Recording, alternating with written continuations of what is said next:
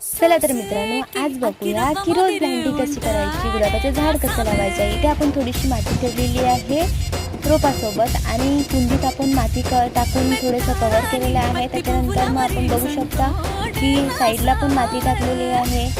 आणि आता मी युरिया खत टाकत आहे.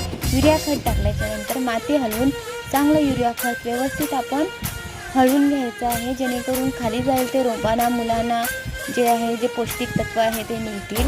आणि त्याच्यानंतर तुम्ही बघू शकता की जे ही सुकलेली फुलं आहेत ते कटिंग करून घेऊयात आणि जी चांगली फुलं आहेत ती ठेवूयात, जेणेकरून आपला रोज जो प्लांट आहे तो टवटवीत दिसेल.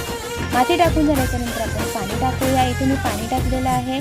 पाणी टाकल्याच्यानंतर ही कुंडी अशा ठिकाणी ठेवावी तिथे सूर्याची किरण थोडीफार येतील आणि पाणी टाकून माती व्यवस्थित सारखी करून घ्यावी.